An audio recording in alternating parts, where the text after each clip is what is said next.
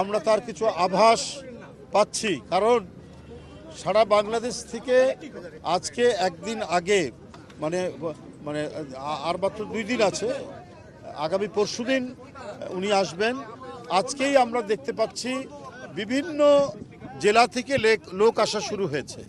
তো সুতরাং 25 তারিখে এখানে মানে মানুষের মহামিলন এবং মহামেলায় পরিণত হবে, এই ব্যাপারে আমরা নিশ্চিত। আমরা এখন শুধুমাত্র উনি নেমে একেবারে এই মঞ্চে এসে এখানে এই জনসমাগম, এটা কিন্তু সমাবেশ না, এই যে জনসমাগম হবে তাদের সামনে শুভেচ্ছা দিয়ে উনি তার মা দেশনেত্রী বেগম খালেদা জিয়া, যিনি দীর্ঘদিন নিপীড়ন নির্যাতন সহ্য করেছেন, আজকে চিকিৎসাধীন অবস্থায়, তাকে দেখে তারপরে তিনি বাসায় যাবেন। তো সেই পর্যন্ত আমি মনে করি বাসায় যাওয়া পর্যন্ত রাস্তার 2 ধারে অসংখ্য মানুষ, লক্ষ লক্ষ মানুষ, আমি তো মনে করি যে 1/2 কোটিরও বেশি মানুষের উপস্থিতি হবে সেদিন ঢাকায়। আমাদের অন্যান্য যে প্রস্তুতি সেগুলো সম্পন্ন হওয়ার পথে, চূড়ান্ত হওয়ার পথে।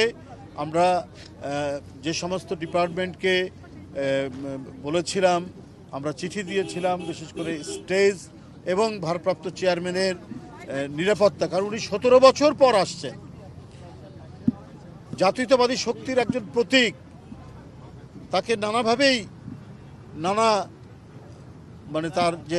তাকে যে সতর্কতা এবং তার যে নিরাপত্তা সেটা বিধান করার দায়িত্ব প্রথমত সরকারের, তারপর দল সে বিষয়ে পদক্ষেপ গ্রহণ করছেন, একটার পর একটা তারা সেই প্রস্তুতি নিচ্ছেন।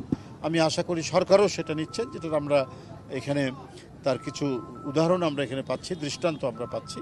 তো সব মিলিয়েই আগামী পরশুদিনের বিএনপির ভারপ্রাপ্ত চেয়ারম্যান জনাব তারেক রহমানের স্বদেশ প্রত্যাবর্তন শান্তিপূর্ণ এবং জনতার অসংখ্য জনতার শুভেচ্ছায় সিক্ত হবেন জনাব তারেক রহমান, এবং সেই জনসমাগমকে তিনি শুভেচ্ছা জানাবেন। অনেক দিন পর তিনি ফিরে আসছেন, তাদেরকে অভিবাদন জানাবেন।